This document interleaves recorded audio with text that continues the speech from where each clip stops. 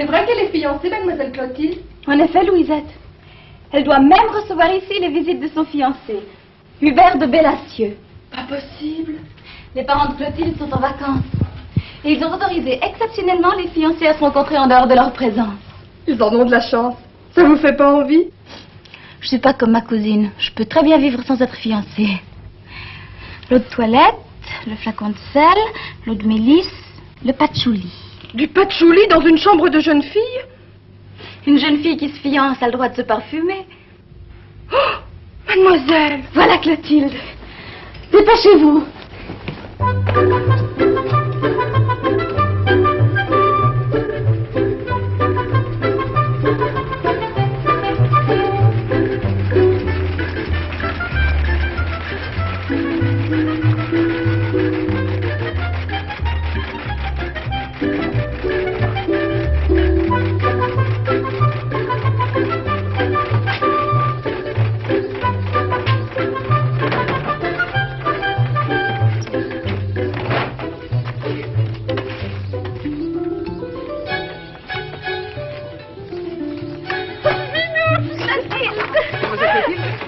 S'il vous plaît. Mais nous, j'ai un peu de tenue. On t'a défendu de courir. Mademoiselle Clotilde, vous pouvez embrasser votre cousine. Si madame la comtesse le permet. Permission accordée. Elle est très bien, cette gouvernante. C'est tout à fait ce qu'il faudrait pour Milouche. Je crois que ça suffit. Un petit peu bon voyage. Figure-toi Non, je vous raconterai ça plus tard. Je vais d'abord saluer madame la comtesse, madame la vicomtesse et monsieur le comte. Tenez-vous droite. Marchez sans vous dandiner. Mes tantes, mon oncle. Je vous remercie de bien vouloir m'accueillir pendant l'absence de mes parents. Je suis très heureuse d'être auprès de vous et je vous promets de me conduire comme une nièce obéissante. Tout à fait bien, ma petite Clotilde. As-tu apporté ton violon? Oui, mon oncle. Le travailles-tu régulièrement? Oh, ça. Mais, mon cher ami, c'est très important. Mademoiselle Clotilde a de grandes qualités de musicienne. Merveilleux. Nous allons pouvoir t'incorporer dans notre orchestre. Bastien, voulez-vous inscrire mademoiselle Clotilde au pupitre de premier violon, je vous prie? Oui, monsieur le comte. Maman, ma tante, puis-je accompagner ma cousine dans sa chambre? Oui, va.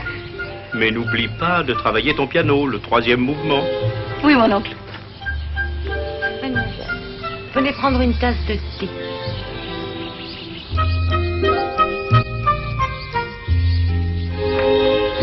Bastien, Oui, monsieur le comte. ne rentrez pas l'automobile. Bien, monsieur le comte. Nous repartons immédiatement.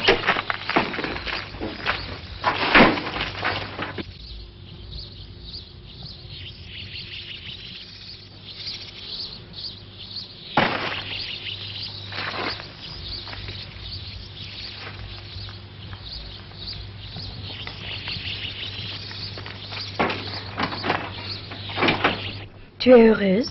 Tu penses? Les parents d'Hubert ont un hôtel particulier à Paris, au parc Monceau. Nous y habiterons tout l'hiver quand nous serons mariés. Bonjour, Dad.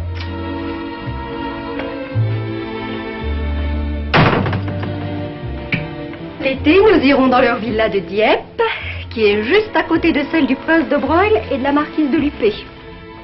Et puis les Bellacieux ont une loge à l'opéra toute l'année, 4 étages, une Victoria, un Milord, un landau, et bien sûr quelques automobiles. Alors tu penses? Oui, bien sûr. Ah, l'amour. Je crois vraiment que tu as trouvé le mari idéal.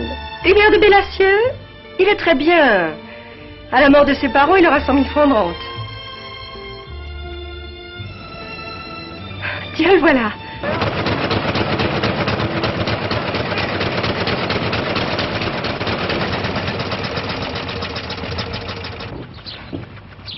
Il est devenu très beau.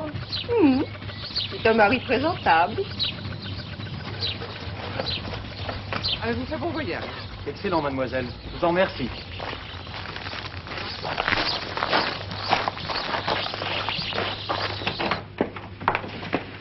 Est-ce qu'il t'aime? Il m'adore.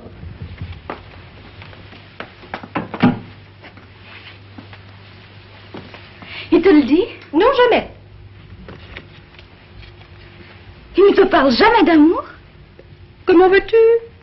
Chaque fois que mes parents l'autorisent à me faire sa cour, mademoiselle Langlémy est entre nous.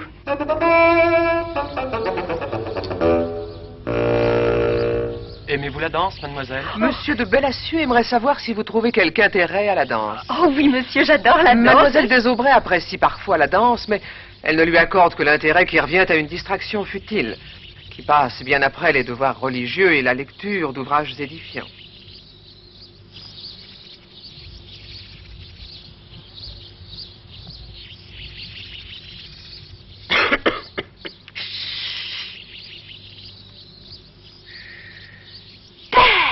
Où as-tu volé ce cigare?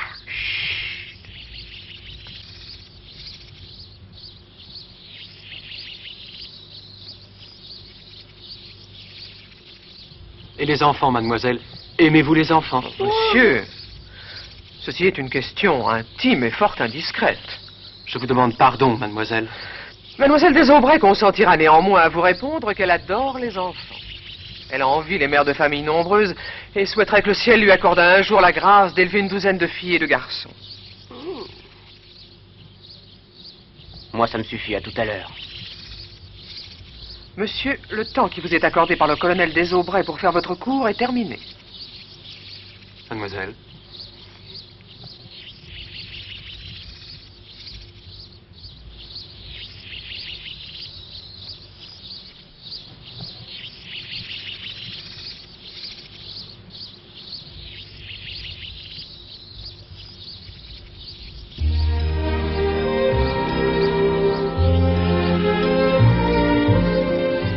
Elle est très jolie. Oui. Oh, Super. Aimez-vous ma cousine? mes parents l'estiment beaucoup. Et les parents de Clotilde ont énormément d'amitié pour vous. Dommage que ce ne soient pas vos parents et les siens qui se marient. Vous êtes une petite impertinente. Et vous, vous êtes amoureux. Amoureux. Ne l'êtes-vous pas? Si, mais pourquoi me demandez-vous cela? Parce que j'aime bien les amoureux.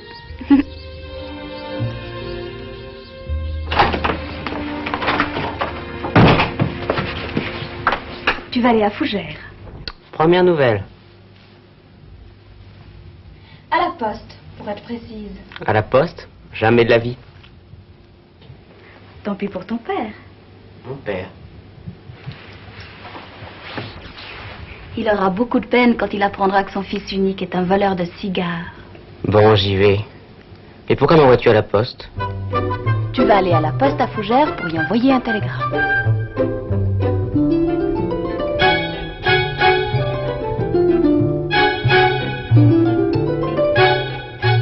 De nos jours, les parties possibles deviennent de plus en plus rares. Et je ne veux pas que Minouche se soit laissée pour compte. Minouche se mariera quand elle en aura envie. Et quand elle aura trouvé celui qui lui plaira. Parfois, vous me faites peur, Élise. Avec vos raisonnements, on verra bientôt les jeunes filles choisir elles-mêmes leur mari. Croyez-vous que ce sera mal? Ce serait la fin de la bonne société, tout simplement. Ah, heureusement, je suis là pour veiller à l'avenir de cette petite. J'ai invité Léon de Bargemont au château, le fils du procureur. Hector est allé lui-même le chercher à la gare. Le petit Léon? Ce blondinet qui venait jouer au cerceau avec Minouche? Maintenant, il a de très belles moustaches noires et ses parents possèdent 2 châteaux. Bref, c'est le prétendant idéal. Et vous auriez l'intention de... C'est fait. Le procureur est d'accord. Léon est un fils obéissant. Hector sera de mon avis, comme d'habitude. Il ne manque plus que votre approbation. Et celle de Minouche. Ça, je compte sur vous pour le décider.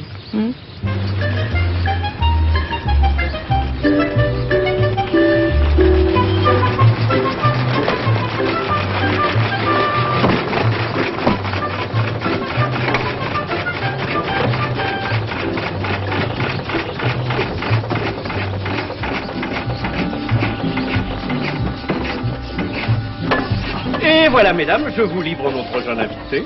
Bonjour, cher Léon, soyez le bienvenu.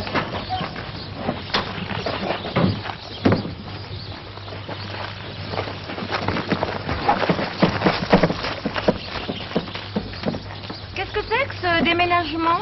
mais nous avons acheté tout le petit matériel nécessaire à nos séances musicales, et je me suis souvenu que notre jeune ami Léon jouait agréablement de la contrebasse. Je lui en ai loué une. Non, Hector, vous n'allez pas embarquer Léon dans votre fanfare. C'est un orchestre de chambre. Oh, veuillez m'excuser, mais avec vous, je m'y perds un peu.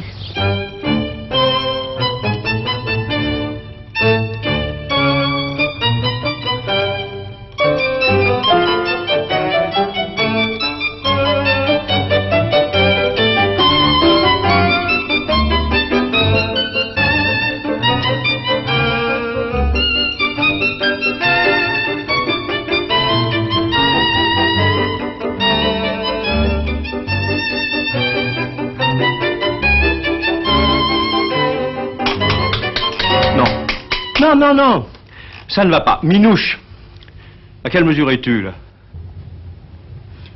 À la 16e. Et vous, Bastien? À la 5e mesure, monsieur le comte. Alors, comment expliquez-vous ce manque de coordination? Monsieur le comte, j'ai suivi scrupuleusement les mouvements de votre baguette. Moi aussi, mon oncle. Monsieur, je dois vous faire observer que pour ma part, j'en suis à la 8e mesure. J'ai largement dépassé monsieur Bastien, mais je n'ai pas encore rattrapé Minouche. En revanche, je crois être en mesure avec Clotilde. Oui, mais il y a quelque chose qui ne va pas, là. Voyons.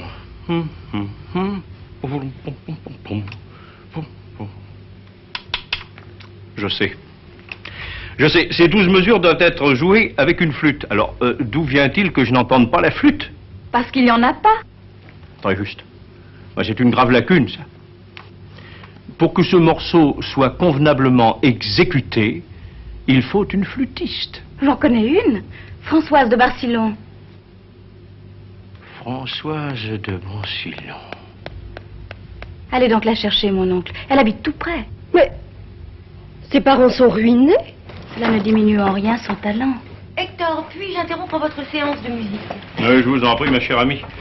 Elle est momentanément terminée. Nous venons de buter sur un obstacle imprévu. Cher Léon, je suis désolée. Je vois qu'Hector a réussi à vous embrigader dans son orchestre. Depuis 8 jours qu'il s'est entiché de musique, la maison n'est plus vivable. Croyez, cher ami, pourtant que vous adoriez la musique. Eh oui, justement.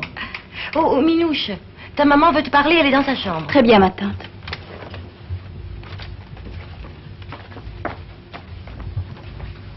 Cher Léon, Minouche fait chaque matin une promenade à bicyclette. Voudriez-vous l'accompagner pour veiller sur elle?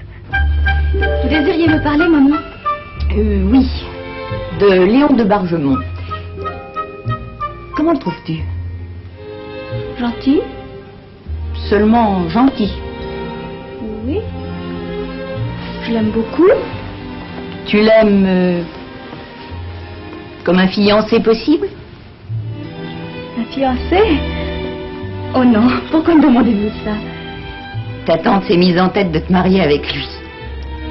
Elle vous a aussi demandé de me faire la leçon. Non, je dis ce que je pense. Léon est un garçon agréable, un jeune homme très cultivé, et il a un excellent caractère. Vous voulez dire qu'il n'en a pas? Minouche. Oui, je sais. Sa famille a 2 châteaux. Mais croyez-vous que ce soit vraiment un gage de bonheur? Oui. Minouche, tante Amélie te fait dire que Léon t'attend avec les bicycles. C'est un vrai complot. Va, ma chérie.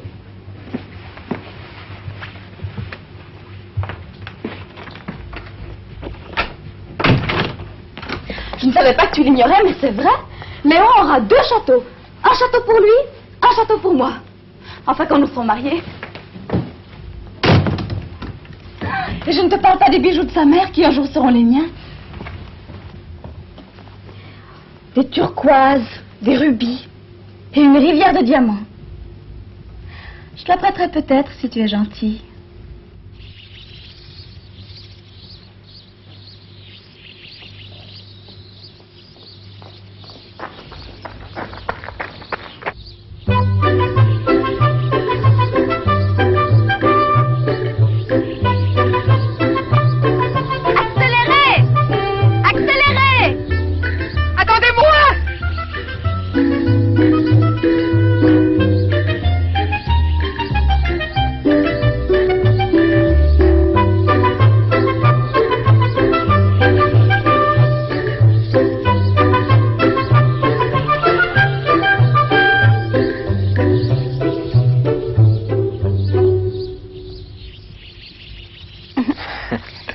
Alors, Léon, quand allez-vous vous décider à me faire la cour?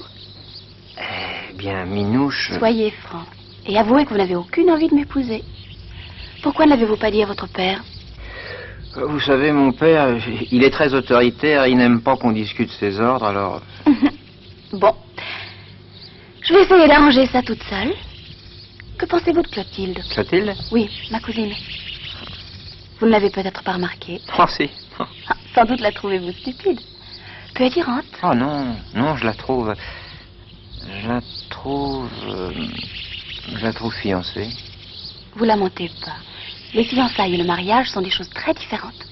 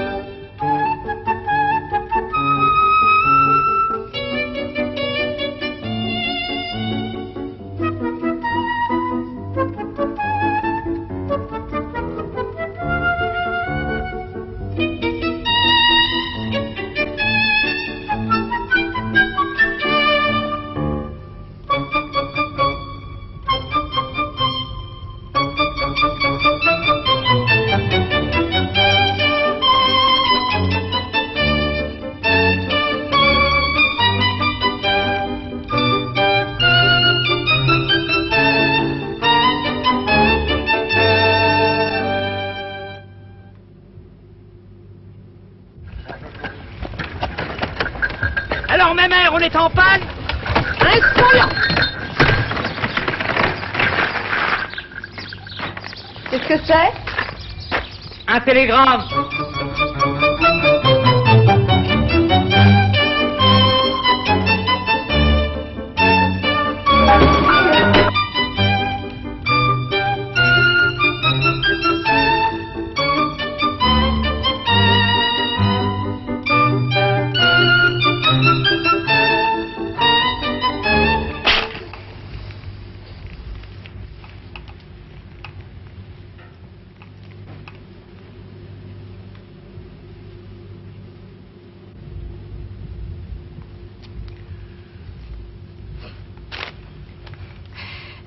Mon cher Hubert, enfin mon pauvre cher Hubert, nous venons de recevoir un télégramme du colonel des Aubrais, nous informant que votre famille est ruinée. Alors bien entendu, vos fiançailles avec Clotilde sont rompues. C'est merveilleux. Vous êtes pauvre, je suis pauvre. Ma famille ne s'opposera plus à notre mariage. Partons vite. Qu'est-ce qui arrivera quand Hubert apprendra que c'était un faux télégramme et qu'il n'est pas ruiné? Espérons que tout se passera bien. À bientôt. Au revoir. Nous viendrons te revoir après notre mariage.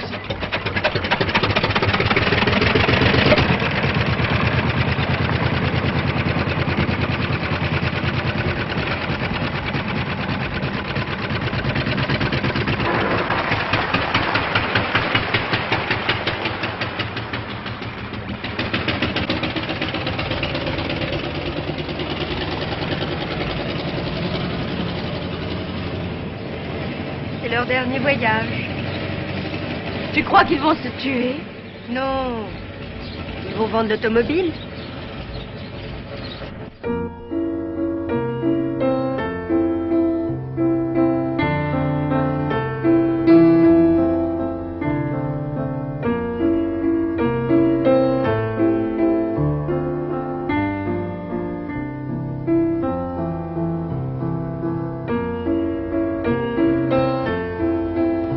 Minouche, va donc faire un tour sur la terrasse avec Léon. Il fait si doux ce soir. Oui, ma tante.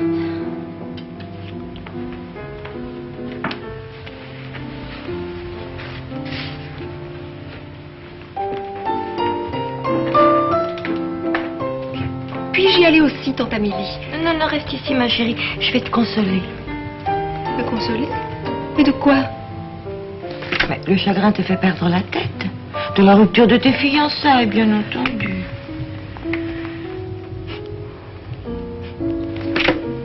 Hector, arrêtez de fumer ce cigare, je vous en prie. Mais je ne fume pas.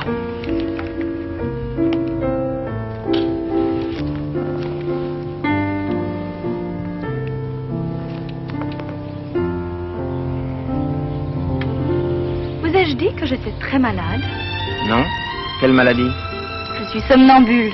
Somnambule? Oui. Je préfère vous avertir. Vous pourriez entendre des pas et me voir déambuler dans les couloirs. Ne tentez pas de me réveiller. Ce serait très dangereux. C'est effrayant. Vous trouvez? N'oubliez pas, il ne faut surtout pas me toucher. Je pourrais en mourir.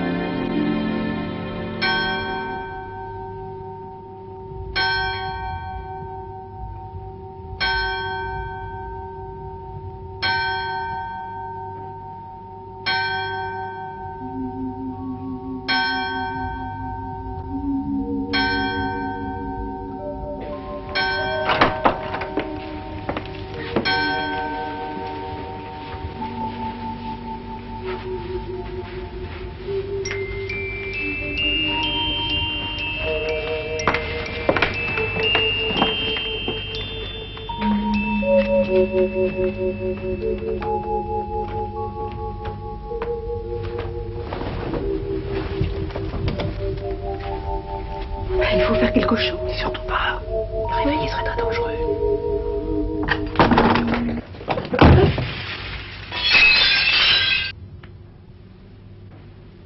Que se passe-t-il? Qu'est-ce que c'est? Enfin, qui a cassé quoi? Quelqu'un est malade? Sauvez-vous, Clotilde. Impossible.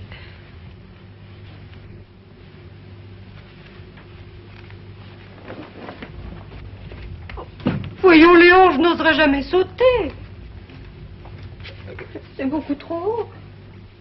Oh mon Dieu, que vont-ils penser en me trouvant dans votre chambre? Ma potiche! Léon! Léon! Léon! Mais ouvrez, mon ami, ouvrez! Oh, il ne peut pas brûler, madame. Léon, Clotilde dans votre chambre. Hector, dites quelque chose, c'est votre rôle.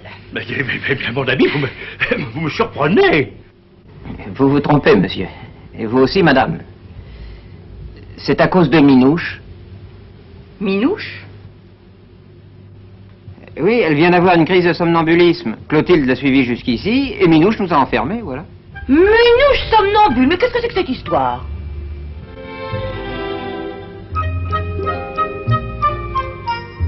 Ce sommeil n'est pas celui d'une somnambule. Vous vous moquez de nous, Léon. Non, madame, je vous jure. Si Clotilde a été compromise par ma faute, je suis prêt à demander sa main au colonel des Aubrais. Monsieur, je vous supplie de bien vouloir expliquer la situation à mon père. Pauvre Minouche. Ne vous inquiétez pas, jeune homme. Ma femme s'en chargera. Elle adore faire les mariages.